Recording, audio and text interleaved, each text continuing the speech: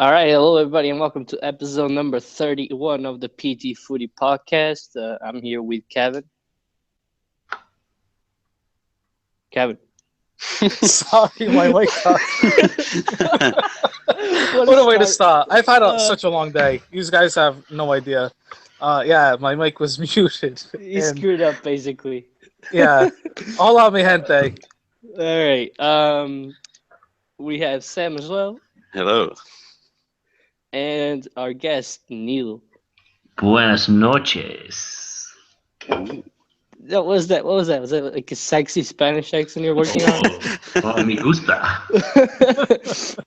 All right. Listen up. Before we start all the fun, Kevin's gonna walk you guys through something very relevant and very important. So, Kevin, if you want to take it away. Yes, sir. All right. So finally, on Saturday, I started the process of well, not Saturday. I started working on it Thursday, and I tried every which way to get an RSS feed so we can get everything set for iTunes, Google Play Music, and SoundCloud. But I couldn't for the life of me figure it out. So I ended up just making an account on SoundCloud, which is what I should have done first. Anyway, finally got it going Saturday night. Yesterday we were approved for Google Play Music, and this afternoon we were approved for iTunes. So now we are on SoundCloud, iTunes, and Google Play Music. We also had another platform called Podomatic. I don't think it's necessary to put it on there because we're pretty much on the major platforms. I don't know if you guys would want me to put on Podomatic. I don't really care. It's up to you guys. We'll see. All right. Move on. Yep. So yeah, we have the link. It's pinned to our Twitter at PT Footy Podcast. You'll see the link for Google Play Music, SoundCloud, and iTunes. I'm gonna see if I'll be able to get this new episode up running today, so everybody can listen to it later tonight or tomorrow or whenever it's available. Yeah, and the process about 2 episodes per. Want to explain that whole thing? The 2 episodes. Okay. We're gonna see how it goes. I don't know if our podcast is still gonna go over about an hour and a half, because we're only allowed 3 hours free of upload time at a time on SoundCloud, which hosts the RSS feed for the podcast.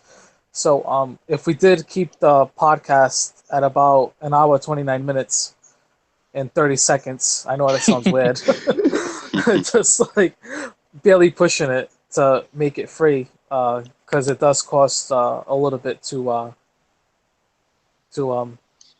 have double the upload time. So unless everybody contributes on Patreon, we could do unlimited uploads, and we can possibly do that'll take some time, but we can put every episode of the podcast on or from here on out whenever we get it. So I know that the Patreon link isn't pinned. Maybe I can edit out the tweet. I'll pin it. I'll pin it again. We'll figure it out. Okay. People, if you want unlimited uploads, just go on Patreon. Give us like $3. That's all you need. I mean, we got. It doesn't cost all that much. And what Kevin is basically saying is that you have 2 weeks to listen to the week's episode. For example, this episode is gonna go live, possibly today or tomorrow. Then you're gonna have 2 whole weeks to listen to it right before the next episode. All right, so this is episode number 31. You're going to be able to listen to it until episode 33 is out. Once episode 33 is out, this one's going to be deleted, so we keep it under the 3-hour limit, so we can do free uploads onto iTunes. That's basically it. You want the whole thing, just support us on Patreon or something for like a month. That's not really a lot of time. That's shout out to Kevin, by the way. He worked hard to get that up, so respect. Thanks, Kevin. It took him No forever. problem. Everybody wanted it. Timo wanted it. Sergio wanted it. I know you, Neil, as well wanted it. And it's gonna like open up the pod to other people as well, which was basically what we wanted to do, because I know it's hard to listen on YouTube, and because you're gonna have to download the whole link, and with podcasts it's a lot easier. So, especially when you're driving. The YouTube is not the best streaming site. So yeah, Definitely not. And Good I know, stuff. because I use it as well, Neil, for NFL podcast while I'm driving as well. So I know how easy it is to go on iTunes. So we're on iTunes now, and at least you're gonna have a whole week to listen to the previous episode in case you missed it. All right, and I think If we that keep it at an hour 29 minutes, keep that in mind. If which we do go over, should happen. though our time, like an hour 29, we'll Uh, either have to Ca- shorten the next episode. You're Kevin, underwater. Oh my you're God. water. I'm telling you, what a bad day. Long days for Kevin. Oh my God. It's gonna So be a yeah, like I was saying, sloppy one. if if we go, if we keep it at an hour and we 29, keep episodes under 1 hour and a half. You guys are gonna have a whole week to listen to the episode, which but should if we do happen. go over the limit, we're gonna have to either shorten the next episode or just leave one episode at a time per week. It's like 1 hour. 1 hour and a half is already a long time, so we're gonna try and keep it under that anyway. Worst case, if you want to go back and see an episode from 6 months ago when Alex was on, you could go on YouTube. Yeah, basically, guys, if you have like a whole week and you couldn't listen to it, just go on YouTube and download the link. That's the best we can do for now. But we're gonna be on iTunes, so if you want to listen to it, like let's say we're doing it on the afternoon, you can't listen to it. You can only listen to it on Friday. You'll have the link on Friday, and you can just listen to it on podcast. It downloads automatically. Just subscribe to the podcast on iTunes, and leave us some reviews as well. That's important. But with that business taken care of, just want to remind you, PT Footy Podcast at PT Footy Podcast. The links are on the They're pinned. on the pinned tweet, and I'm gonna try and edit out the description of this video, so they're gonna be on the description as well of the video. All right, there we go. Now to the official start of the podcast. We're gonna start with Porto again because that seems to be the more logical way to go. And Kevin must be very delighted because he's 4 points behind Benfica now. After he gifted us 2 points last week, we gifted him 2 points this week. Porto played Moreirense and won 3-0. André Silva, Oliver Torres, and Marcano scored. Seems like Marcano's been scoring a lot lately. Casillas in goal, Maxi, Marcano, Felipe, and Alex Telles across the back. Danilo, Oliver, and Herrera in the midfield. Corona, Jota, and André Silva. I didn't watch this game, but Kevin, what did you think of it? First of all, I'm not really delighted because we're still 4 points behind. It's way better than being 6. Yes, or 8. But yeah, I'm content with the outcome. You know, I'm kind of upset that we didn't win at Passos last weekend, but hey, it is what it is. Overall, it was a good game. I thought Porto played a very good game. They came out swinging. They controlled the game. They dominated. You know, there's not really much to add. They were the Porto that I know pretty much, like when we played Nacional de Madeira at Madeira. When we played Benfica. It seems like they show up when they want to, you know what I mean? So I don't know sometimes what the mentality is, but I hope that they can keep it up. Every time they play good, and I say I hope they keep it up, they always dip in form a little bit. So I'm just going to say that it was a good performance. I'm very happy. You know, some nice goals. Nothing really to complain about with the officiating that I could think of. I thought it was called great by the referee. He had a good match. So, you know, I really don't want to get into depth because, you know, obviously we're going to get into Benfica, and especially Sporting. I don't want to get to Sporting. Both of those are going to... Of course you did. Yeah, both of those are going to be the focal point. I guess I want to ask you, though, about the rumor. First... I can actually ask you 2 things. But first, let's go with Swatch. Mm-hmm. What do you think of him as a player? And then we'll talk about the possible deal. Oh, he's a good player for Guimarães. I don't think he's the answer to Porto's attacking options. I think they could do much better. But being financially strapped, I guess we don't have any other choice. But then again, we were financially strapped when we signed the Patra, so I don't really know, you know, what they're thinking or whose idea this was. But I mean, like, he could work out. I guess I doubt it, especially with Soup. Yeah, and the worst thing, like the one thing that's really pisses me off is if it's true, loaning out Andre. Oh, not happening. I highly doubt that. Yeah, but if that's true, that just pisses me off even more because he should have been at Benfica by now.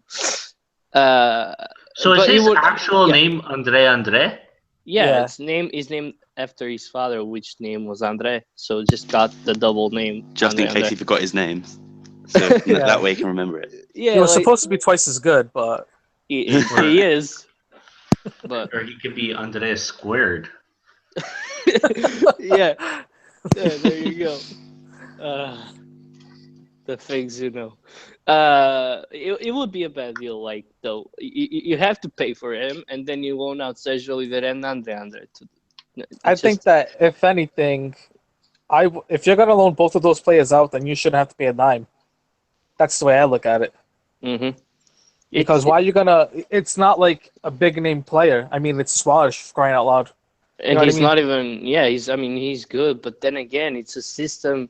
He's playing in a different system. He's playing in a team that has a lot of chances to score. Again, he's not like prolific. He's not like Jonas, where he's gonna have like 3 chances a game and he's gonna score one of them. And that's exactly what you need, like Bas Dost and other players like that. And I think that Suarez gets a lot of chances, just like Marega. I made this, and you know that I made the same exact comment a couple podcasts ago where I said that Marega was good, but he's only scoring that many goals, like 10 goals, because he's getting like 20 chances a game, because teams play open and they play head to head against Guimarães, but obviously when they're playing Porto, they're going to be a hell lot more defensive minded. So, I make the same argument for Suarez. He's not a bad player, but would he fit Porto? I don't know. It'd be unlikely.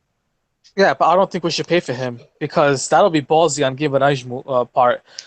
We have Marega on loan there. We have Hernani on loan there. We're gonna possibly loan Andre. I don't believe so. Sergio Oliveira, I believe. Is likely. Yeah, that one's. So that's 3 players loaned. We didn't ask for anything in return. So maybe we can get him on a loan with an option to buy. Would be the best way to go about it because I don't want to take a risk on a player that's not going to work out. I'm sick and tired of it. But I'm didn't work out either. I kind of do have that feeling though that he's gonna go. I just. The reports just seem strong. It just seems rather strong. Yeah, but it depends on the circumstances. Like I said, he should come, if they were smart, alone with an option to buy, period. By the way, I just reminded myself that actually Andre and Sergio Oliveira cannot be both loaned out to Guimarães. So that's also a mistake by Abola. Because you got Marega on loan, and you got Hernani on loan, makes 2 players on loan, and one team can only have 3 players on loan from the same team. So it'll be Sergio Oliveira. I doubt that Andre is going anyway, even if that wasn't the case. Unless one of them's like a free, like trade, basically like we get Suarez and you get like Sergio Oliveira for free, like we rescind this contract and you sign him up and or something like that, and then you get Andre on loan. That's the only way that it would work. Yeah, if one player joins Guimarães permanently. I mean, I could see Sergio Oliveira making the switch, though. I mean, that's not really that unlikely, a trade for but Andre, no way. No. I don't think that's likely anyway. But yeah, Suarez, not the answer to your problems. Nope, and he's not worth the aggravation if they don't want to give us any leeway. I mean, if that's the way they're going to be, then they're not going to get any players on loan. We're not here to hand out players to Guimarães for free. And then when, we ask for a player in return, I'm not saying we should get them for free, but give us a discount. Yeah, you know what I mean? Like, that's only right. The thing is that Porto is like competing with Chinese clubs that also want him, so it makes things a little bit more difficult. And why Guimarães are holding out on a big sum. Well, let them hold out, and then we'll take Marega, and then we'll sell him. No big deal. Yeah, we'll see. We'll see what happens. It's just, that was the only rumor that popped up, although I think there wasn't anything big on Porto. I think, right? There's nothing else on Porto, right? No, that was pretty much it. All right. So is there anything else that who do you play next to? All right, you play Rio Ave at home. At home, what are you yes. expecting? I'm expecting a tough match, but I believe we'll be able to come up with a victory. Maybe a 2-0 victory, 2-1, something like that. Maybe even 3-0. I don't know. It depends on how they show up. So With Castro coming back to Porto. yeah, maybe he can help us out and just park the bus and don't try to play so hard defensively. Pretty much is what I'm hoping. Yeah. All right, but we're gonna move on to Sporting now then, because I think Yes. that's like Yay. everybody's just like, "Oh, let's go." That's the thing we want to talk about, obviously. So first things first, let's talk about the first game, and we'll move on to the second game where we can discuss Bruno Carvalho, Jesus, whatever the hell you guys want. All right. So first game, obviously, I don't know if everybody watched it. I thought that it was a very entertaining game, but we'll get into that. Chaves 2, Sporting 2. Rafael Lopes scored in like the first 4 minutes. That was really fast. That was a really fast goal. Then Bas Dost with a double, and then Fabio Martins with a very good goal. Yeah, like I'm not putting the blame on Patrice. Some people are saying that he was off his line, but it was like from the result of the previous play. So I don't really think that Patrice is to blame on that goal. But On the second besides goal, the point, yeah, because great goal from yeah, Batista, by the way. it's a whole different play. I think that he was off the line because the ball was going to go through, and if he went through, he'd had to be there to Yeah, to but get it. he sort of like froze as he saw the ball, as he saw the guy taking the shot. He froze, didn't move. Yeah, well, That's the problem I had with it. okay, but I still think it's like a long shot to blame it on him. It was a great finish, don't get me wrong. Yeah, so you had a semi-decent lineup. You had Rui Patrício in goal, Gaio, Coates, Rubens Semedo, and Bruno César across the back. Yes, people. Bruno César left back. Gelson Martins and João Keppel on the wings, Carvalho and Adrian Silva. And I must say I'm surprised that Adrian Silva got away with that. Man, Jesus Christ, after that hit that he took last week, I thought he was going to be out for at least a month, and he was back right next week. He got very lucky. And now in Ruiz in behind Bas Dost. Obviously, Sam, you're going to be the first one to talk about this. What did you think of the game? It was a good game, a good contested game. I thought it was a very even game as well. And I've started to notice as well that Gelson, ever since I got injured and we sold Joel Pereira, he hasn't been playing as he used to. And in my opinion, that's because Ezagayo doesn't defend enough. So Gelson has to keep running back on defense to try and help Ezagayo, because Ezagayo sort of gets lost with the play when he goes to attack. He's too slow to get back. But by the way, I think you need to credit those Chaves for Fabio Martins and Nelson Lanho, both very attacking players. So this guy didn't have like an easy game.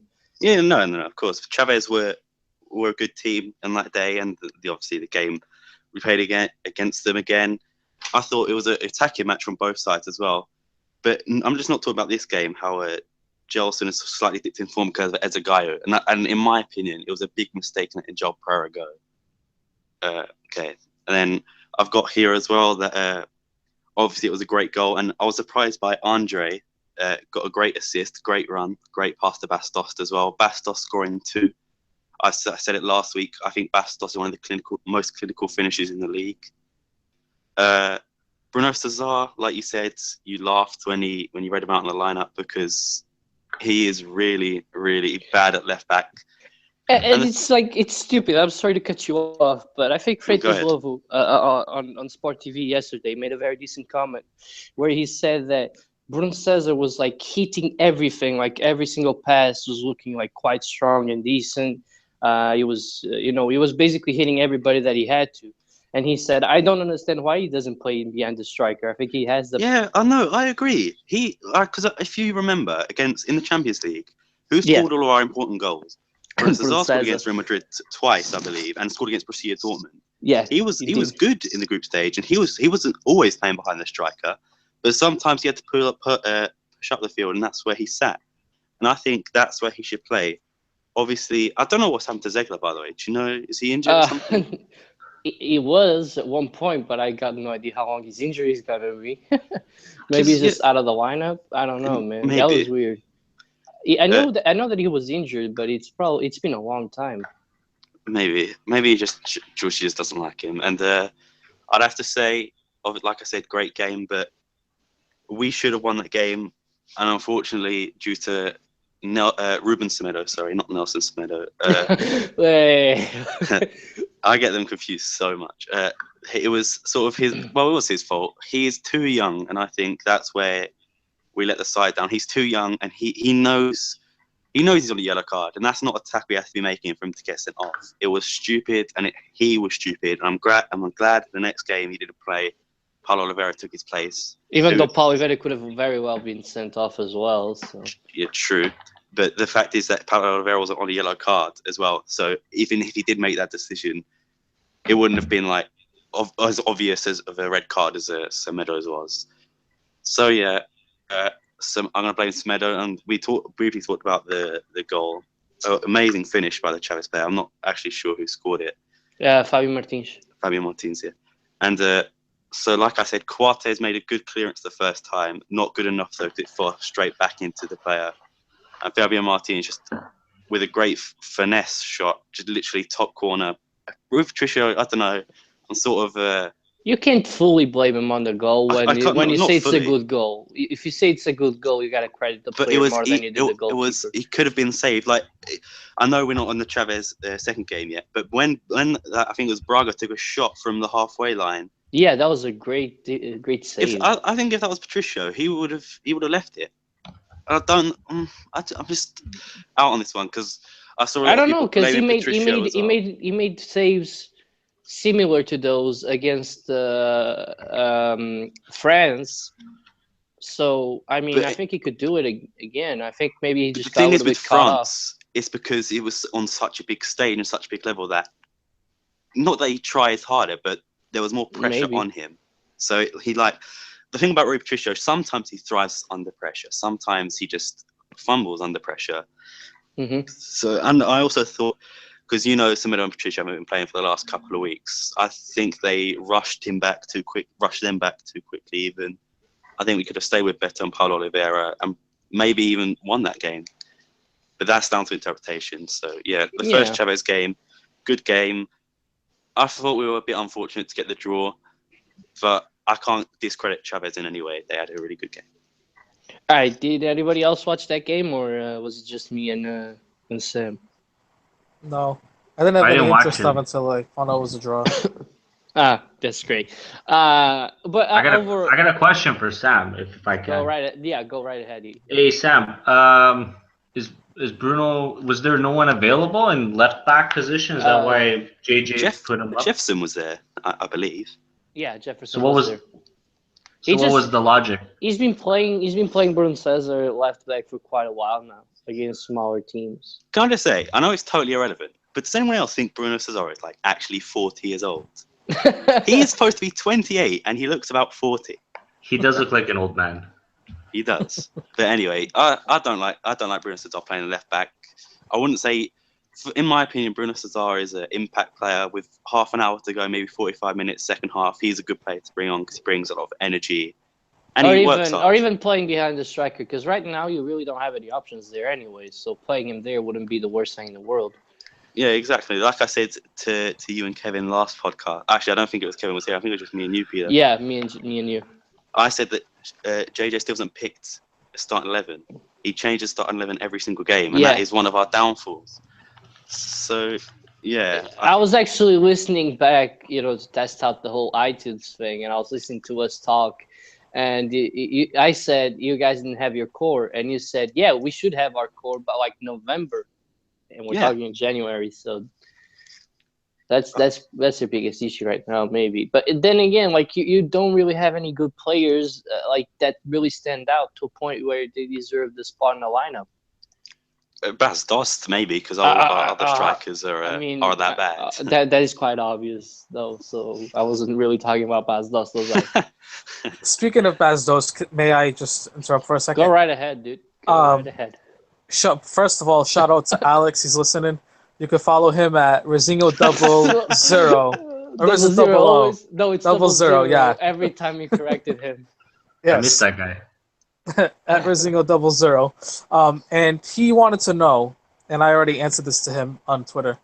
He wanted to know if you guys think that Bastos is the best striker in the league. Oh And yeah, I I said completely forgot about possibly. those questions. I was gonna say that, but I believe he is, and I'll tell No. you why.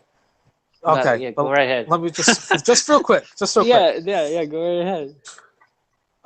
He has 200 and something less minutes. I think it's like 250 minutes less played than Slimani, and his scoring percentage is slightly higher with the same amount of goals than Slimani. So he has less minutes played, same amount of goals, and a bigger scoring percentage. So he scores more goals in less chances. That's basically what he said. Yeah, I prefer Slimani, just going to say it now, because Slimani always worked hard. Slimani had some technical ability. I'm not going to call him Ronaldinho or anything. But he always tried hard. With Bastos, I feel like he just waits for the play to come to him, if you know what I mean. Because he's that type of player. Yeah, exactly. But I prefer Slimani's style of play. I'm not sure what you think, what you, Kevin, Neil, or Peter, or even Alex thinks. But to me, I'd say Bastos at this moment in time is the best striker in the league. Jonah still has a lot of catching up to do to get on the same goal tally as him, but he's gonna Jonas make still it. By the gonna way, be. yeah, Jonas he's still going to be top goal scorer this year. Yeah, Don't that's No, exactly what I no. told. Because every time guys. Jonas will score a goal, Bastos will just score, and he'll Ha! just. We'll see that. Bastos, can I just say, in like, what was it, 13 games and 13 goals? So clinical. Hey, yeah, but he's no Jonas. You see his Different- goal. His goal But against. that's a different style striker, though. Yeah, I was That's gonna true. say, but we were talking. We just switched subject, so we kind of moved on to Jonas. No, he's not the best striker, by the way. Because at least to me, and you guys know, I am a biased guy, and I love Of course, you don't have to ask me. I just love Mitroglou. Mitroglu's good He's my times god. too. I don't know, but there's a lot of good strikers. Andre Silva's up there. Marega's up there. We'll see from now until the end of the year. I mean, Mitroglou's numbers are really good, though. He's got like 40-something goals in 2 seasons, or 1 season and a half now, or so. It's hard to say that that he's the best, that Bastos is the best striker in the league when we have a good core of strikers. Yeah, Well, statistically, right now he is. Dude, it just Sorry, depends. dude. The papers he has, like I said, comparing it to Slimani, he has less minutes played. I wish and he has. I wish you had these numbers like right in front 13 of you. goals, 14 matches this year. League, only in the league. So how many goals in how many matches? He has 13 goals in 14 league matches. I guess it's not impressive, Peter. Does anybody has Mitroglou or nothing? Like, even though it's quite different because, but then again, like he's been impressive because Sporting also don't have any other, top goal scorers anyway. But to be fair, Jonas did miss a lot of. I think how many months did he miss? 4 months. 4 months. So you can't base it on stats. But to me, obviously, bias. Bastos is the best. Castaños is a close second as well. Mitroglou 7 goals, 13 league matches this year. There you go. But he also missed a couple games through injury. So overall, 15 goals in all 25 matches. Wait, how many minutes? Competitions. How many minutes does Bastos have?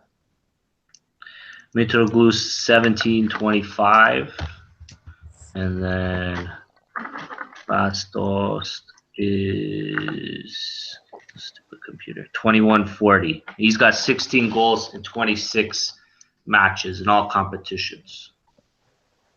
So they're pretty much even. Well, Mitroglou's played less minutes. And keep in mind, Bastos just joined the season, so exactly. That's a good point, Kevin. Yeah, but then again, Mitroglou's debut year was also very impressive with 20-something goals. So, but anyway, I digress. Goals. I digress. We need to move on to. We need to carry on to the next Xavi game. I want to get into depth with Bruno de Carvalho here. All right, just a couple of things to point out though before we move on is that Joel Campbell hasn't been impressive at all. Alan Ruiz is still a big question mark. Got no idea why they paid $8 million for him. And his brother, Ruben Semedo isn't good. And by the way, Sam, I know that you didn't follow me back then, but when he was playing for Setúbal and he got sent off, I'm talking about Ruben Semedo, by the way. And then they Sporting recalled him. I always said that he was quite a liability because he didn't really know how to defend. He was always like rash. But we've seen that this season as well. He's had 3 red cards this season. That is Exactly. it might not seem a lot, but that is a lot for it such is. a young player as well. Yeah, I was saying, like, I think that he's always a liability. He's always been a liability. I think that Coates had a very strong season, which made him look better as well. He's a liability on a yellow card. If he's just not on anything, he's fine. But as soon as he gets on the yellow card, you can say, "Oh, Semedo's getting sent off this game." It's easy. Mm-hmm. All right, we'll do what Kevin wants, and we'll move on to the second Chaves game. I can hear you laughing. Come on, that's not fun. Sporting played Chaves for the Taça Portugal this one again in Chaves.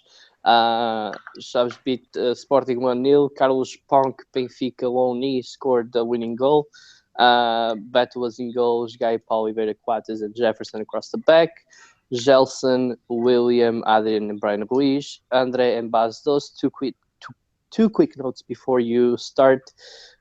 Sam, Andre, and Jefferson both got injured in the first half of the game. All right.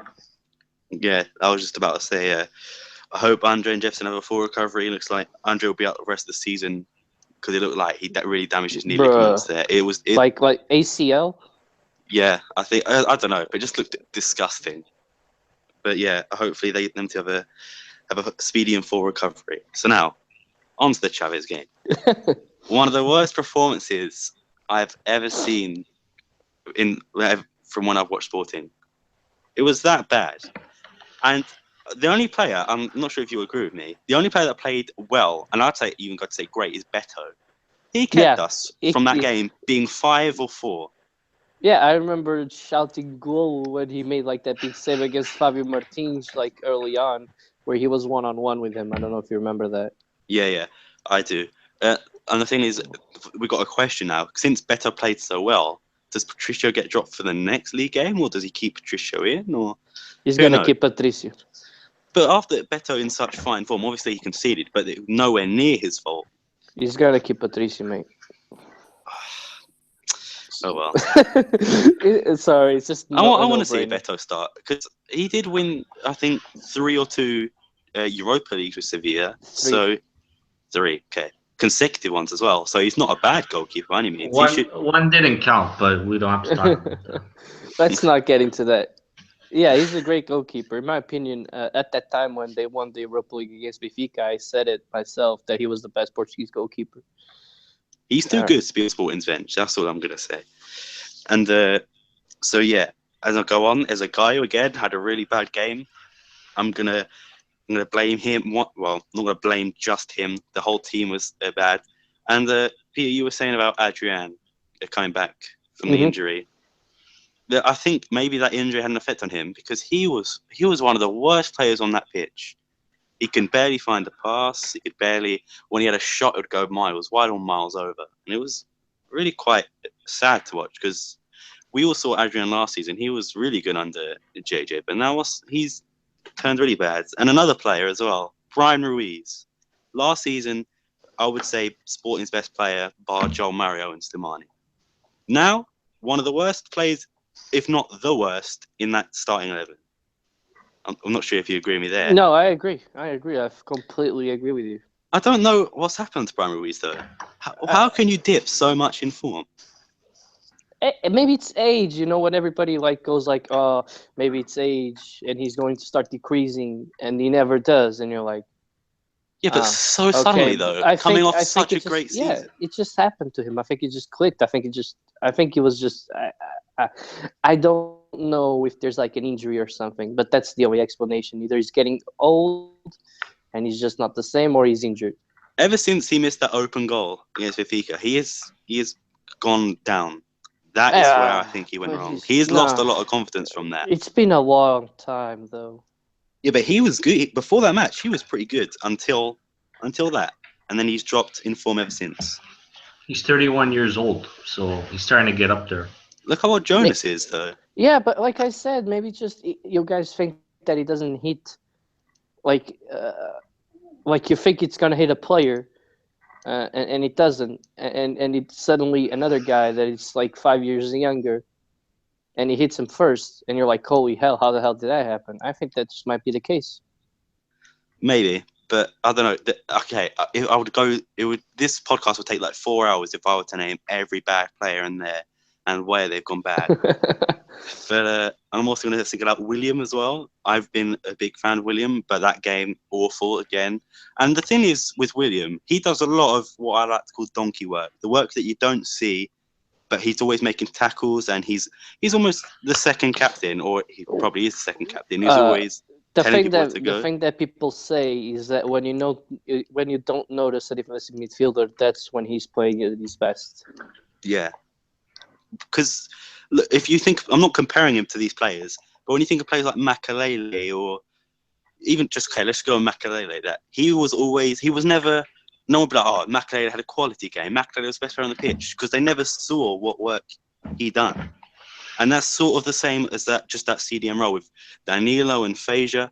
That's the work that is pivotal to the team, and I don't think he was doing that on Tuesday, unfortunately. So yeah, and also, I'm not sure if you've noticed, but the 2 Chavez goals were really late in the game, which obviously was dealt a massive blow. The worst blow of all, they score, and Castaños comes on.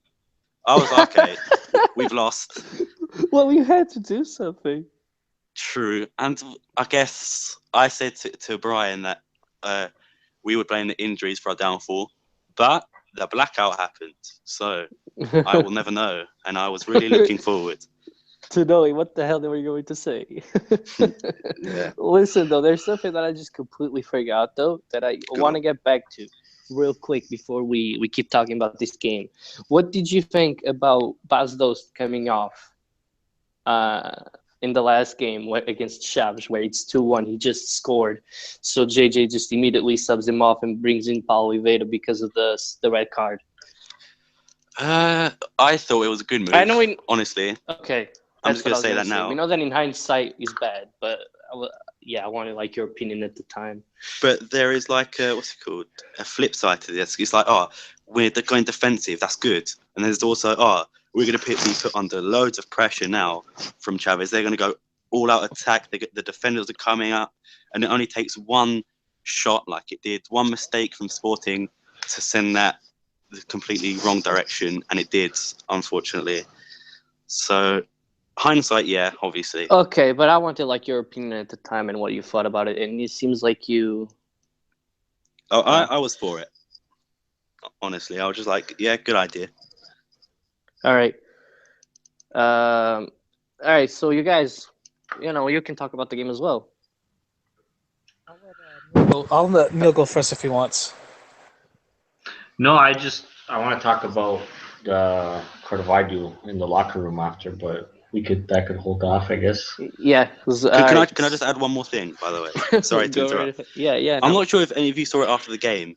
Jelson's heat map of where he travelled. Yeah, I saw that. He was everywhere, literally everywhere. There was only like a bit of space that he didn't cover, which was like right in the penalty area.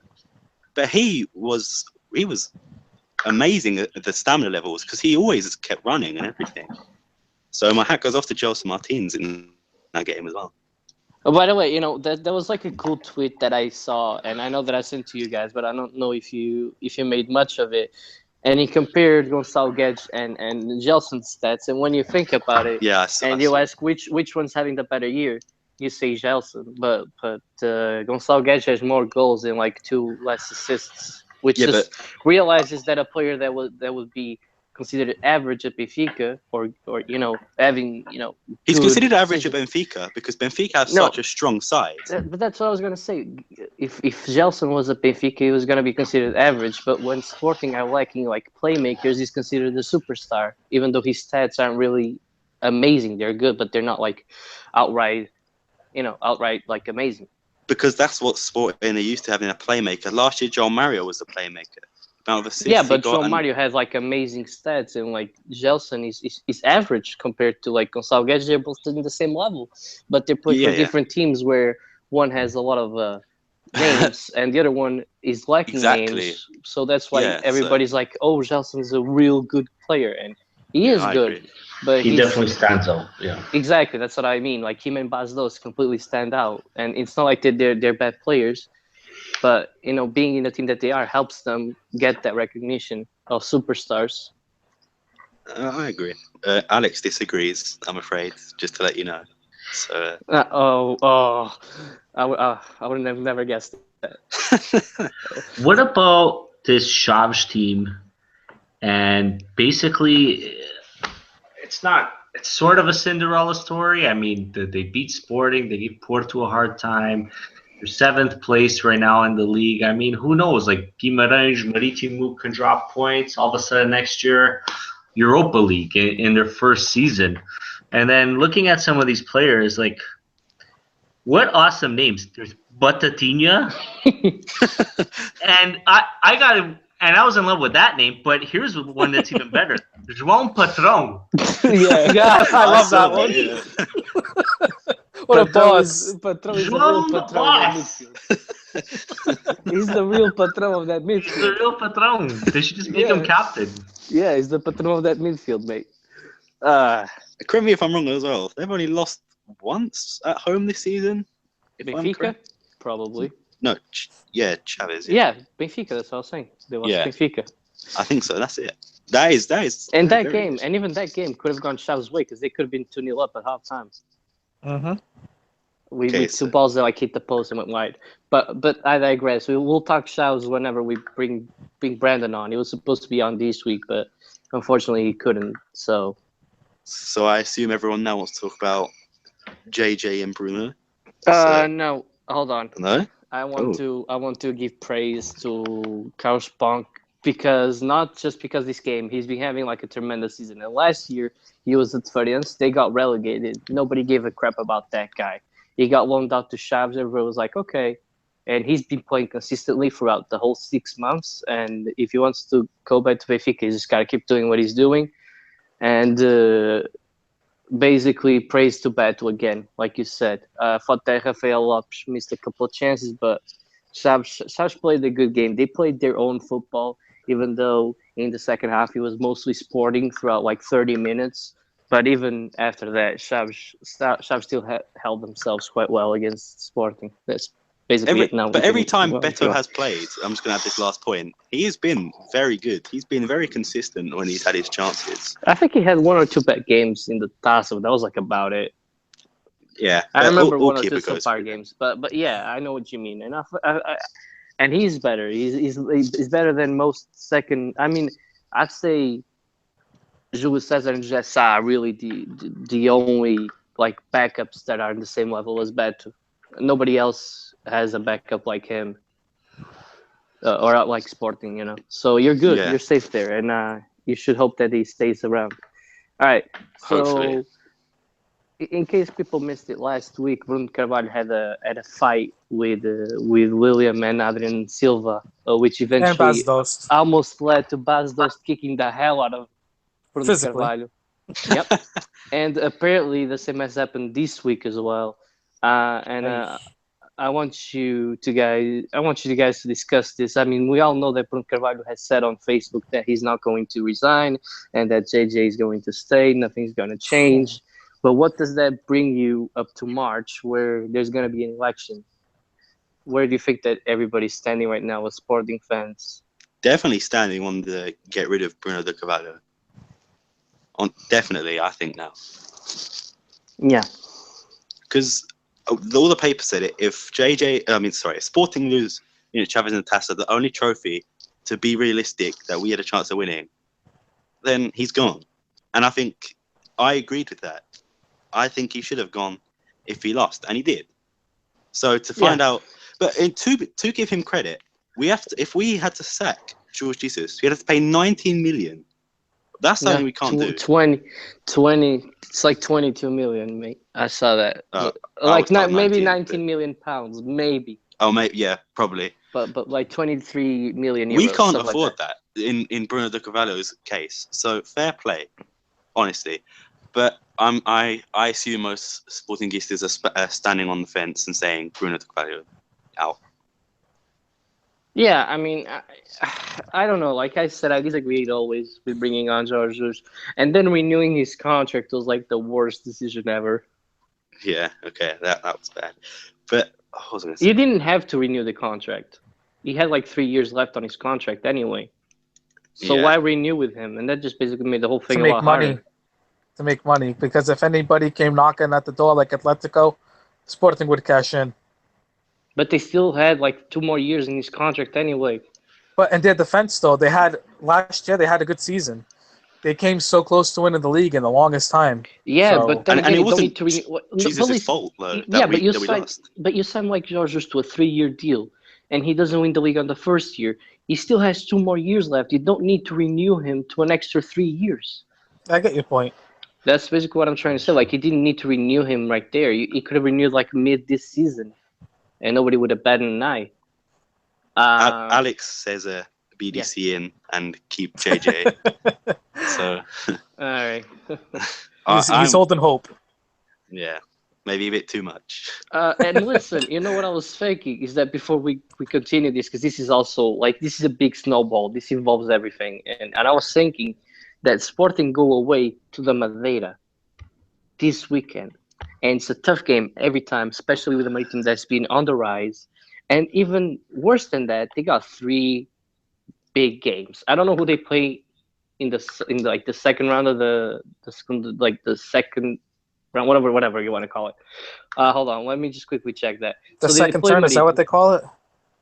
Yeah, like the Skin de Volta. the Segunda Volta. They play Marítimo, and I don't know who they play after that. I need to check real quick who they play after that. But they have 3 games that are very important for them because it's going to decide the whole season. Let me just quickly check. Marítimo, and then it's Passos Ferreira, and then it's Porto. Exactly. That's what I was 3 going. straight losses. Yeah, so much fun. This is exactly what I was trying to say. Is that you go away to Marítimo, and then you play at home against Passos Ferreira, and then you go away to Dragão. And if you drop points in any of these 3 games, it's good night title. I wonder if we could try and get Slimani back on loan just for the Porto game and then send him back to Leicester.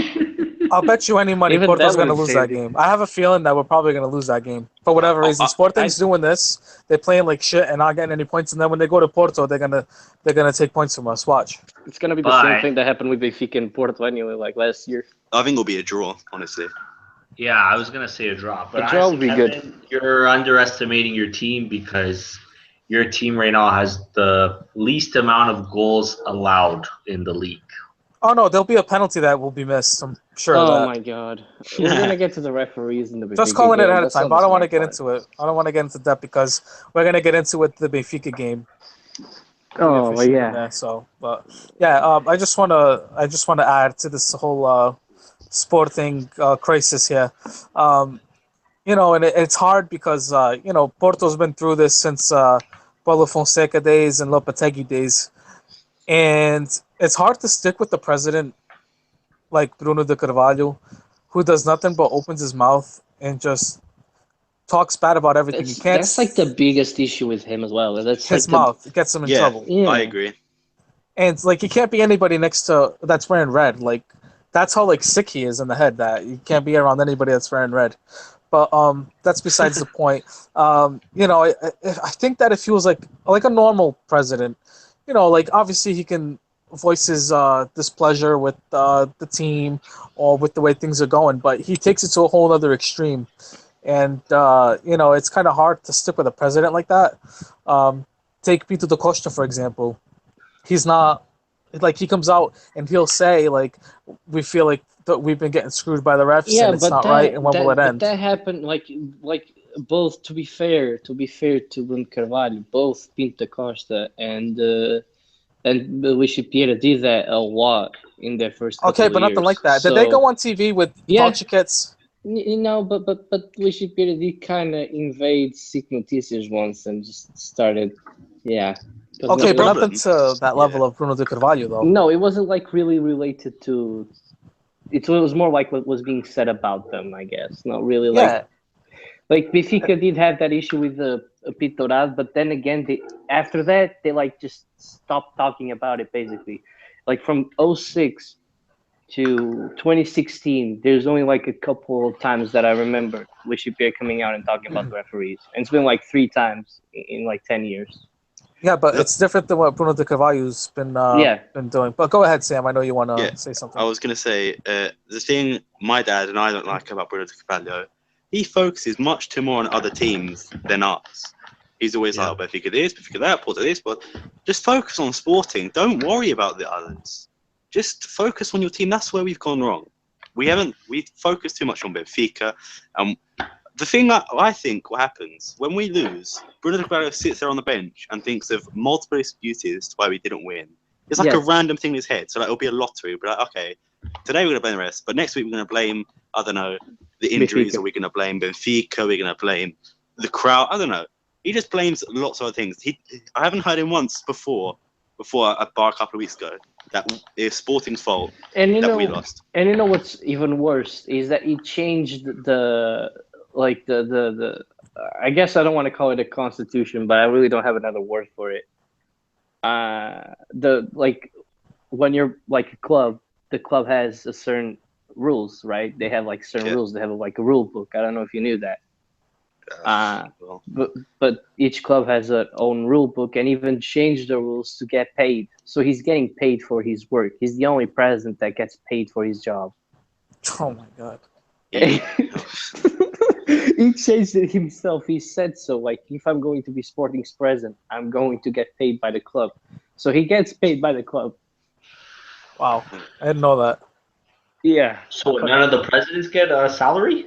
No, he changed the what is it that they call it? Just still like the rules and regulations. Pretty much for the team. They have their own sets of rules. And he just pretty much... I was trying to find the word in Portuguese, but I completely lost that as well. Yeah, I know what you're talking about, Peter. It's just a list of rules and regulations that the team abides by, that the SOD made up, pretty much. Right, Peter? The SOD makes that up. There we go. That's basically what it's in Portuguese. It's the statutes, basically. So I can't find the exact translation. Yeah, it's just like rules and regulations. Exactly. It's like a rule book, like the club has to follow. Like, for example, Benfica has a rule that no other person can own 51% of the club. Like a code of conduct, you mean?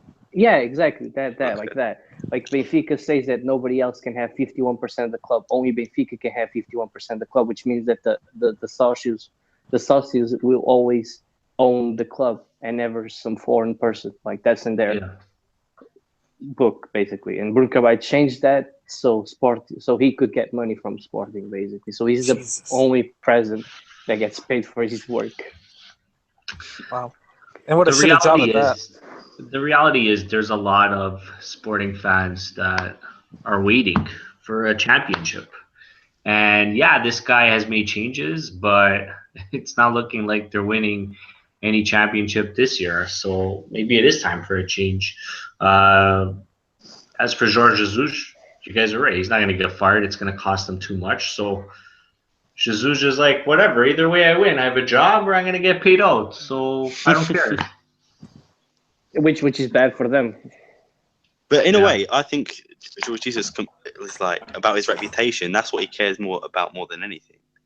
That's why I think maybe he could resign, because he wants his reputation to be intact. He doesn't want to get fired, because obviously that's a bad thing for your manager's CV. Who'd want the guy that gets fired from Sporting? So, unless he goes to like China or whatever, he just gets lots of money. He's not gonna go to China. Yeah. He'll never leave Portugal. And if he leaves Portugal, it's like Spain. And he needs a translator. That guy is you need all a translator about, for Portuguese as well. Yeah, and for Portuguese. That guy is all about, exactly, he wants bragging rights, reputation. I hate to say it, he's gonna win a league title with Sporting. Obviously, I don't want that to happen, but I want Benfica to win every year until I die.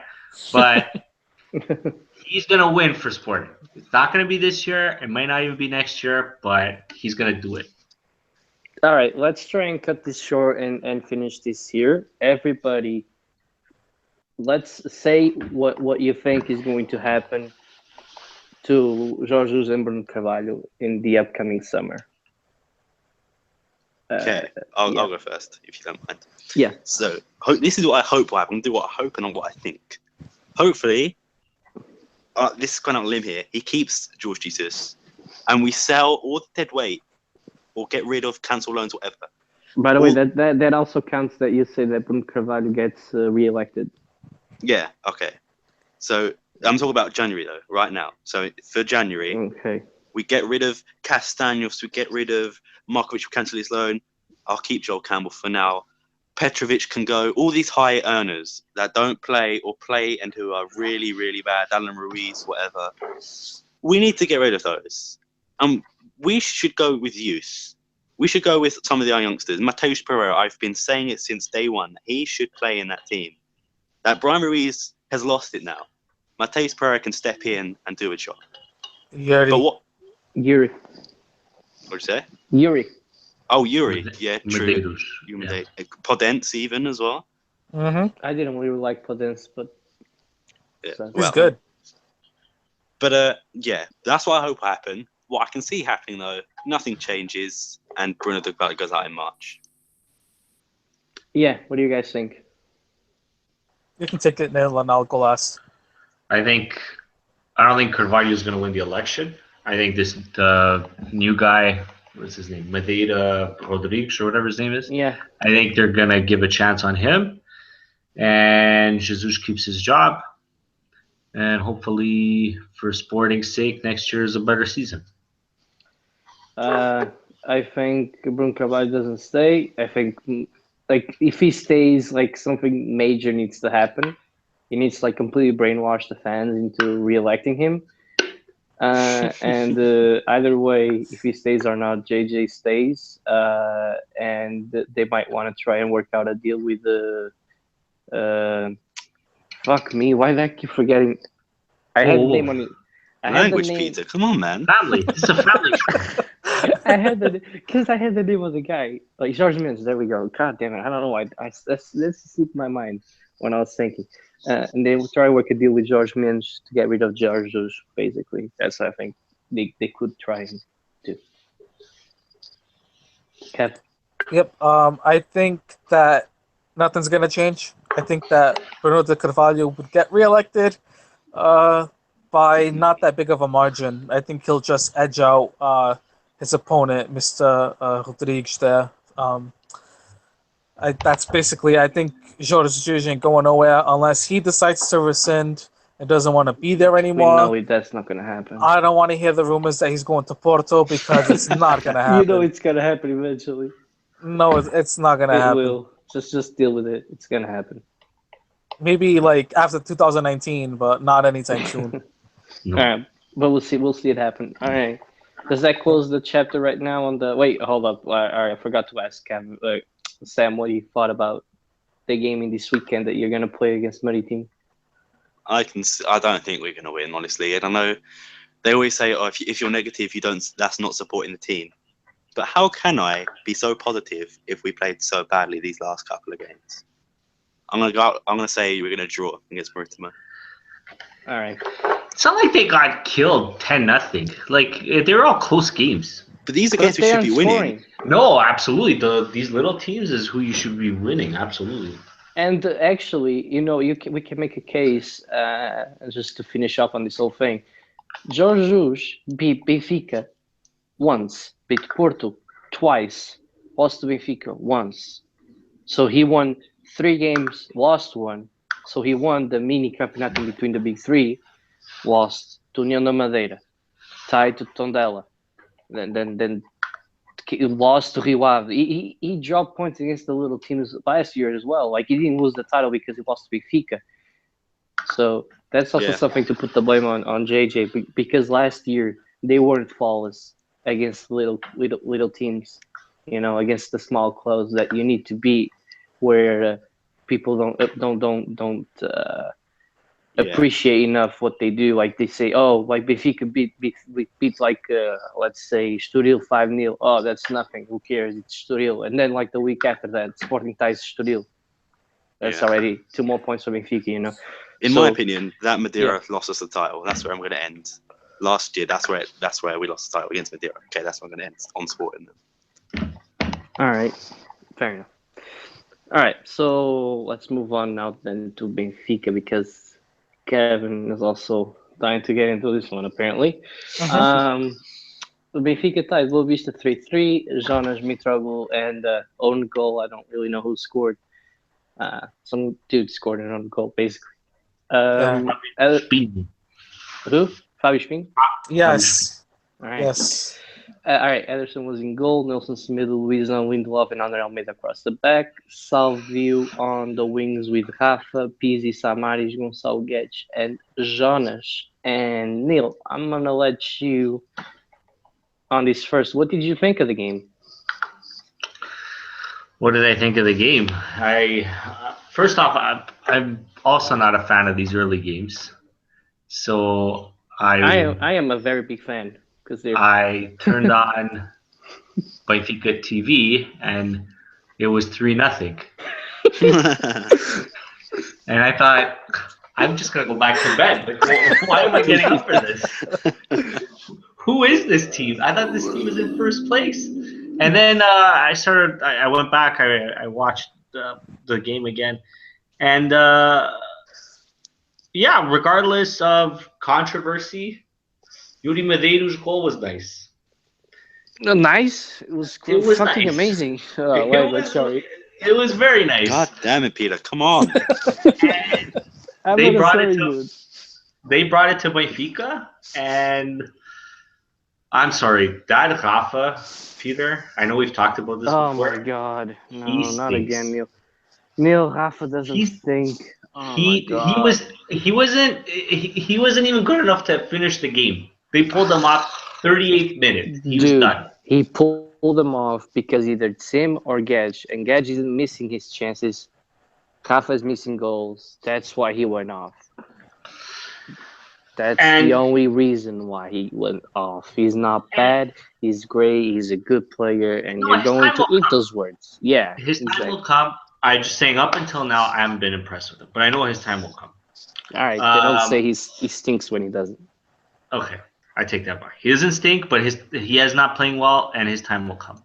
All right. The coach starting Jonas up front with Getch. I think you need Jonas Mitroglou because that's a successful combo.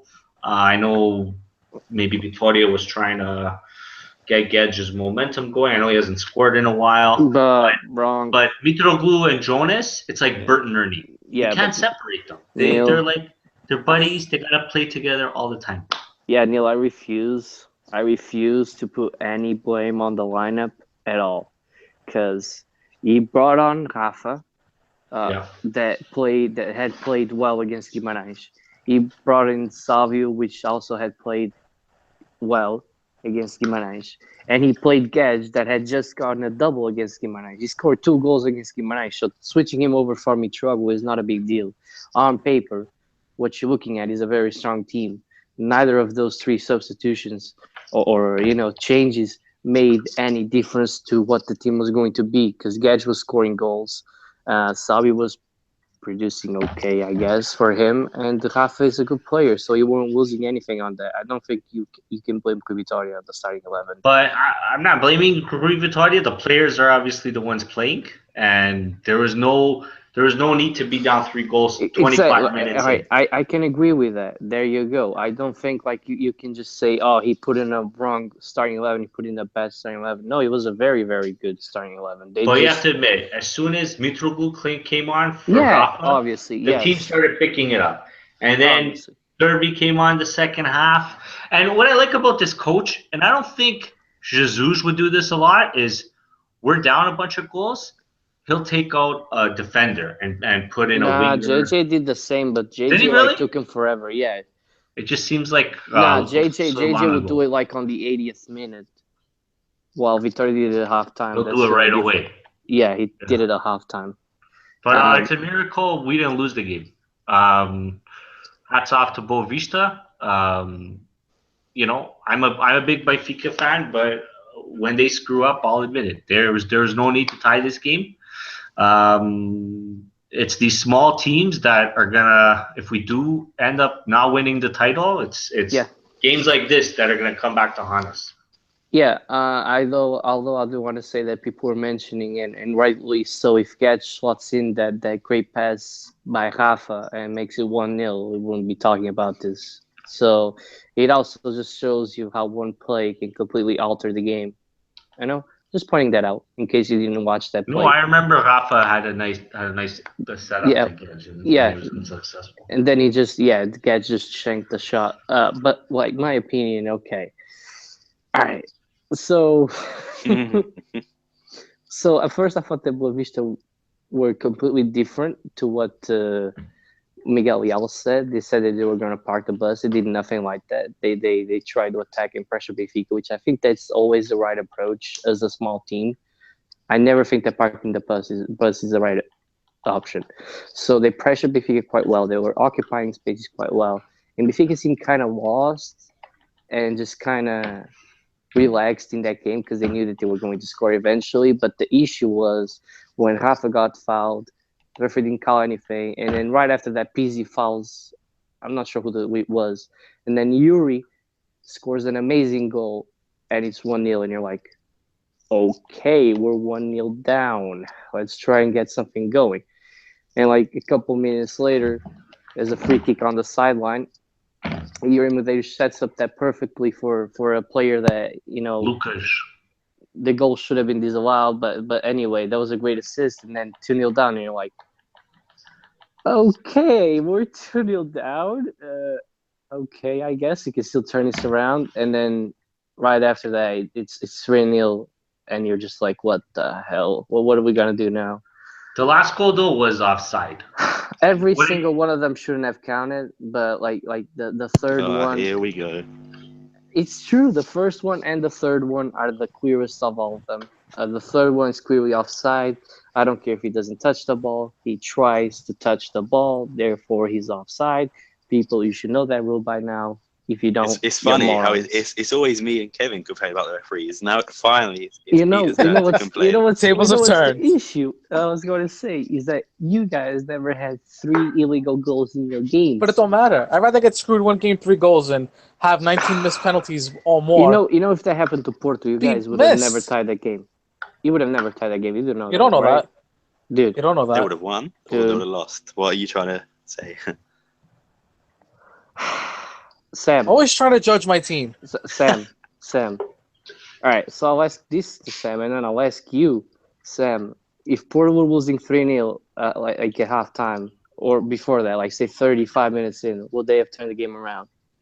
You think that they have the capability because to we all do know that? the Potre is the best striker in the league, and he scores so many goals. No, I don't think they would have turned it around. Maybe they would have got a draw. But Maybe, but that would be unlikely as well. Like, okay, Kevin, do you think that if Sporting were losing 3-0, like 35 minutes in, would they have turned it around? We'll never know. Oh my God! I'm asking you a rhetorical question. Just think what about an it. answer. All right, you're asking me about Sporting? Yes, just that's the easiest way to make it unbiased. Sporting Lisbon or Sporting Clube de Portugal? Sporting Lisbon. Guion. No, Sporting Clube de Portugal. AKA Sporting Lisbon. Guion. No, if it was Sporting, I don't think they would have came back. And I mean, they were down 3-0 against Rio Ave, and they only managed to get a goal back. That's what I was gonna. That's the goal.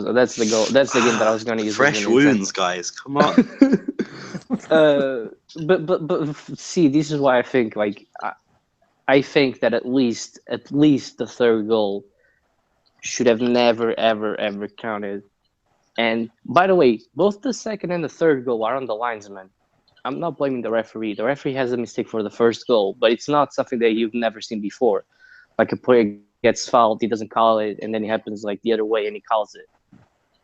I'm not saying that he was like a big mistake because it happens, but the linesman had a very, very poor game because at least 2 of those goals are on him. But anyway, the third goal, at least that one should have never counted. I'll give the other 2 away, but it's not as clear as you're making it. How is it not clear? He's clear. When I first watched it, go ahead, Sam, and I'll chime in. The amount of times that when me and you blame the referee and Peter goes, "Oh, they only get 1 chance." He hasn't said it at all about Benfica today.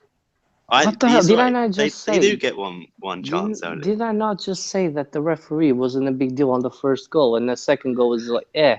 Yeah, no. the third goal. The referee linesman only get one chance. Oh my fucking! That is so clearly Language. Come on. Good thing I put it as explicit on the iTunes. Jesus, It's clearly offside. not as clear as you're saying, Oh Peter. my god! Let me say. It's offside, Can I isn't just? It's offside. Look, There I'm you gonna go. say. Okay, let me just talk about this offside call, and then I want to get into the officiating for this match. That's an offside. It's not as clear as you're making it, because when I was watching it and then I saw the replay, I was like, wow, I was like, look at that, it's a clean goal. The guy that scored me was too, onside. Yeah. No, so- he was onside in the second play because it's a whole different play. Okay, but then when I As soon watched as it again Yuri- As soon closely, as Yuri gets the ball, it's a second play, basically. You know that, right? all right, I'm talking about. Yeah, if the player abstains. Was from he the one in the play- middle of the box that tried the playing guy it? Was the that guy, him? the guy that scored was the guy that was offside and tried to touch the ball. What? Yeah. Wait, Are you How blind? did you not notice that? The It was goal him. from Boavista, and I took a screenshot. He's onside. He's not even in line. He's Yeah. That's what I thought as well. What the hell? The What guy are that you got the guys- touch what on are the you guys ball was missing out? offside. the guy that got the touch on the ball was offside. Yeah. But the guy who actually what the hell scored. Are you doing? Chambry. No. Are you guys Peter, are you lost? serious? No, are you seriously lost? Hold on. He crosses Oh. the ball in. There's a guy that's offside that tries to touch the ball. Yeah, the ball and falls then the to guy who Yuri, scored. and Yuri passes it back to the same player that was offside. Oh, wait, I'm sorry, not the guy who scored. I completely I thought he Yeah. scored. All right, Yeah. but Yuri even though, isn't all right, offside. Yuri isn't all right, listen. offside. listen, The- the one when he first tried playing the ball, that's offside. But had he never Exactly. tried playing it, Yes, no, He's- he wouldn't. it's It would fair have been game. yes, it would have been a Okay, it all would right. have been a great call. I'm not denying that was my mistake. I'm sorry. I Yeah, thought that the mine other too. one I scored. was very confused as well. Okay, I was hoping no, he scored, but then he I passed was it in the never middle. talking about Yuri Mdej. Yuri Mdej is clearly onside. No. Okay. That's My mistake. the guy that was Yes, mine too. that tried touching the ball first is clearly offside. That's the one. Yuri Mdej is onside. That's what I was trying to tell you. If he abstains from the play, it's a decent call. It's a very good call and a great call. But he didn't. He tried to touch the ball. That's why it's an offside, like a clear offside. And I do have to agree with you, Peter. I think that all 3 goals shouldn't have counted. The second one, I guess, kind of debatable. Yeah, you really. can give it the benefit of the doubt on that one. I think, But it's like, to me, it looked like a foul more than what it wasn't. And I'm going to be fair, and I'll always be honest. And in my opinion, those 3 goals should have never counted. Hey, I didn't care. I'm sure that Neil woke up, was like, is this Benfica B playing Boavista? But it was the actual Benfica. Yeah. He would probably wanted to go back to sleep, poor guy. He should have went back to sleep. And And, what about? Oh, sorry. Go ahead. Go ahead, Neil. No. I was cutting you off. Finish your point. No, go ahead. I was gonna talk about this goalie. He had me What's wrong with- laughing so much. He was looked crying. like at the end of the game. I didn't realize he got a second yellow, and No, he looked like he's- a he got madman. banned He was for gonna. 3 games. He's been. He banned looked like for he was 3 gonna games. kill Jardel, Louison, Dude. Louison's mother. I don't know. See, guys, this is why it's- Everyone. The guy was a mental case, but he played a great game. I remember when I was watching the game. Benfica had something like 15 shots. Sorry, 15 attempted shots. Okay, 4 on target. But he made all his saves were like big saves. No, yeah, he got good saves. But listen, guys, this is why I like having my dad watching games of smaller teams, inverted commas. He watched Guimarães, Boavista, and the goalie kept riling up the Guimarães fans as well. Like, the whole game. He kept, like, turning around and shushing them and doing all that kind of stuff. So he's known for being a little bit of a dickhead. Let's just say that. Peter, man, what have we been saying about the language? What? It's dickhead. It's not a big. You need to have a it's not swear jar or something, man. Where's Mika? He got sold. Sunderland. Yeah. He's in Sunderland? Yeah. That's awesome. Honestly, I still remember the Portugal-Brazil under-20 final where it went to penalty kicks. Yeah. We know. But he we know. was like amazing. Yeah, him and Pele. He doesn't play for Sunderland, by the way. He's on the bench. Just thought I'd let you know. Well, at least he's there. Yeah, at least he's there. Kevin, you were going to talk about the officiating overall, like you were talking.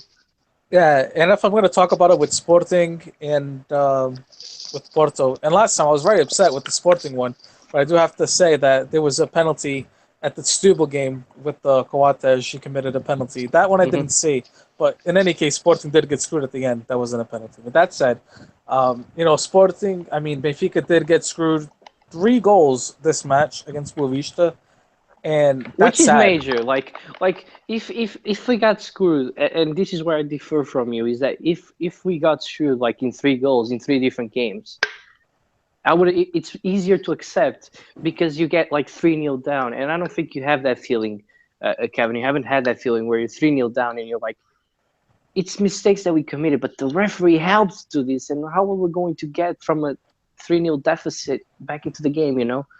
But I So would rather be screwed one game being down 3-0, coming back and drawing, which I told you the Benfica wasn't going to win. I told you it was going to be a draw, but you didn't want to listen. Um, duh. I'd rather be screwed one game being down 3-0, coming back, and at least getting a draw. If this means that I won't get screwed again, then yes. Okay, but my team is constantly getting screwed. Only a couple of games that we really haven't. But by the way, there's something that I do want to point out again, and I've said this to many people that I don't even know if I said it on a pod, because I say this repeatedly like 5,000 times. Mistakes by the referees get noticed a hell of a lot more when your team's not playing well. And just like it happened with Benfica this weekend, it's what has been happening with Porto and Sporting, because they haven't been able to score a lot of goals. They haven't been able to create many chances. When the referee screws up, it's a hell of a lot more noticeable. And I think that's also the reason why we keep talking about the referees this year, is because neither team is as clinical as they were last year. Like Sporting were playing quite well. They were scoring a lot of goals. Porto were playing decently well. They were like second place by now, and we're scoring goals. And I think that's also part of why we have so many mistakes, is because you have so little chances that when the referee screws up, you're like, oh my God, we just got screwed out of a win. And But it doesn't change the fact. No, it is a fair point, and I agree. I was just saying. Yeah, the refs are still bad. No, yeah, I was just saying that Terrible. if you're not I if you're not agree, producing, because I was, like I said, I was listening to our podcast from last week, and I laughed as hell when he said, like, we scored 2 goals and managed to win. That's incredible, and I was laughing because it is true. How many times do you see Sporting win by 2-0 now, or because it is. Yeah. When you're not winning, and you're I think not winning. Sergio as well. He thought I was joking. I was being deadly serious. I was Yeah, so I happy know. that we scored by 2. I know, and that's exactly what I was saying. Is that when you think about that, and when a Sporting fan is happy that they scored 2 goals, it's obviously that when the ref screws up, it's going to be a hell of a lot more noticeable than if they're winning like 3-1. Yeah. But go on, Kevin. Sorry, I just wanted to point that out because I think it's important, because it's also, it is a factor. It factors in. It's just that, like with Porto, I just come accustomed that when I see a play we get screwed, it doesn't matter the outcome. We got screwed that play. We could be winning 5-0, and there'll be a missed penalty, and I will still be upset about but it. I'm just saying that it's But harder. It's easier, to put the blame on the ref when the team's. I know, and I get that, and you're right. It does happen often, but like the officiating is just, oh my God, it's just horrible. It's terrible. It's actually embarrassing, and it needs to end. And that's basically all I have to say. So, And by the it's way, just embarrassing. It's never by the gonna end. I way, don't think. before people call me biased, Benfica Biased. got bailed out. Biased. Benfica got bailed out. There's a clear penalty against us where Samaris just kicks the guy. He's trying to kick the ball, but he kicks the guy. It's a penalty. He didn't call it. And then Jonas got fouled. He got up and he slapped the guy on the back. Yeah. And that's a red card. And he got out of it with a yellow. And Jonas held his face afterwards, like he got slapped as well. Just to point that out. Yeah, no, I'm just saying, like, like, I'm not saying that he did it on purpose. I'm saying that the Leixões did get screwed at least on 2 plays of the whole game, So these referee mistakes are also something that are common to everyone. Mm-hmm. All right, I'll quickly. Me and Neil will quickly do the game, the second game, Kevin, and then you'll end up with the whole thing, okay? Okay. Because I know that you can, and then I'll have one question for Neil, and then Well, it's actually because we only have like 8 minutes and a half. Yeah. All right. So we'll do this one quickly. So Benfica beat Leixões 6-2. Jonas, André Almeida, Pizzi, Mitroglou. What was that? 1, 2, 3, 4, 5. Well scored. Andre Mitroglou Almeida. again. No, hat trick. Yeah, Mitroglou with a hat trick. So Mitroglou hat trick, Jonas, André Almeida, and Pizzi. Júlio César was in goal. Nelson Semedo, Jardel, Lisandro, André Almeida across the back. Carrilho, Samaris, Pizzi, Zivkovic, Jonas, and Mitroglou. Gonna go real quick. These goals that we're conceding, I don't think that they're like going to keep happening. I think that the team was a hell of a lot relaxed when it was like 4-1, so that's why they also conceded the second goal. I think that the team, they were too relaxed, so I'm not going to put too much into it. I think that Benfica will probably keep a clean sheet again this weekend and probably the week after that. I don't think it's going to factor in too much. I think it's the fact that you're playing an inferior side and the team is just more relaxed whether we want to or not. Zivkovic had another tremendous game that is really, really good, and he's going to give Benfica a hell of a lot of money. He almost scored a bunch of times too. Yeah, he's a really good player. You know who didn't score today? Who? Karilu. Boo. And And he got an assist. I don't care. He's playing well. I wanted him to score. I know, but he's playing better, which is good. I like that. By the way, Lisandro and Luizão are not Benfica's caliber. I don't care whatever people say. Lisandro and Luizão are not Benfica's caliber. Just leaving that out there. Well, Luizão's an old man. I know Luizão's going to go. That's why I'm not too bothered. He's going to finish. This season ends off. A loyal player, and that's how you treat him. So No, rude. that's his last year. That's his last year with Benfica. That's why I'm saying this. Because he's got this is the last year of contract. So that's why I'm saying he's subpar now. He's not as good as he used to be. And we got to see Danila Barbosa play today. Yeah, Danil played. Our female player. Inside joke. Right. Yeah, that's right. I was wondering, like, what the hell's wrong with him? Yeah, that's what's up. Yeah, me too. All right, and Neil, do you want to add anything to the game before I ask you one question?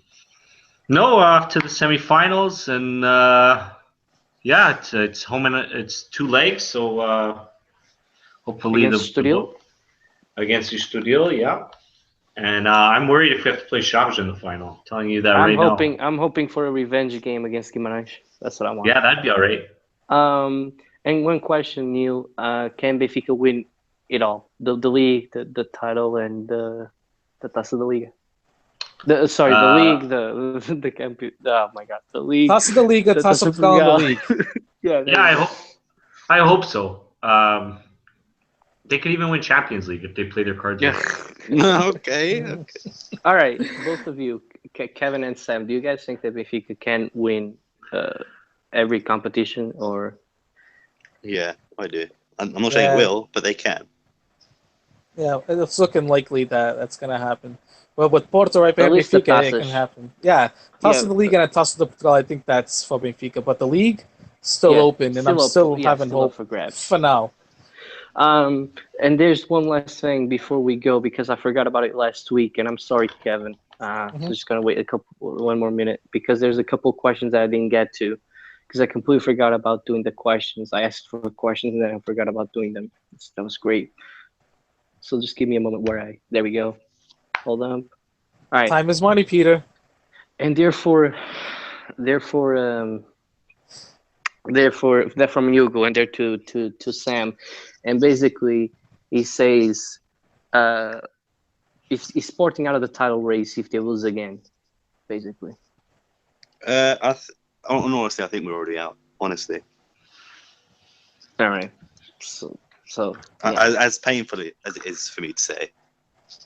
Okay. Yeah, that was it. That was the question. Don't laugh, please. I mean, your reply clearly says how happy you are with your team. So. Would you be happy? Nah. Oh. Some people are happy because they want JJ and Bruno Dubala gone, but yeah. That's not me, I'm afraid. Yeah, that's stupid. Yeah, I agree. All right, Kev. All right, let me do these quick. I'm not going to do the second division. I'll just say that Santa Clara That's lost all right. 5-0 against Guimarães B. Embarrassing. Okay. Before I do this, shout out to Timo. It's his birthday today. Birthday. So happy birthday. Happy to him. birthday. Happy birthday. All right, here we go. Aroca 2, Estoril 1, Setúbal 1, Nacional 0, Benfica 3, Boa Vista 3, Chaves 2, Sporting 2, Feirense 0, Guimarães 0, Marítimo 3, Paços Ferreira 1, Porto 3, Moreirense 0, Belenenses 1, Rio Ave 0, Braga 2, Tondela 0.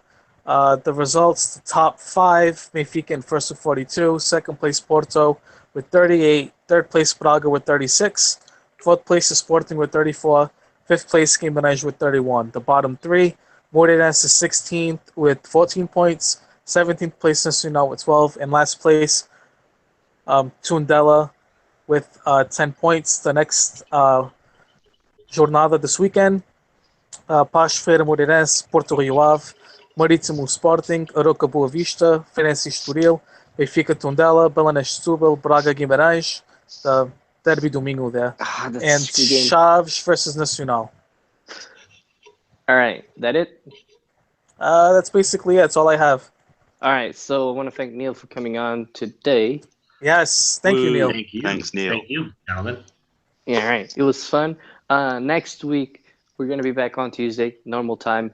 But do not forget, Benfica, the grind continues as Benfica play on Thursday against Moreirense. And I believe if they win, they play on the weekend for the Taça da Liga. And I'm sure that the game against Setúbal is going to be postponed. So keep an eye out for that, as Benfica might have a game, or that Porto and Sporting might have a game in hand on Benfica. So keep that in mind. We'll be back Tuesday, normal time, and we'll see you Finally. guys then. Bye. Ciao. Ciao. Bye.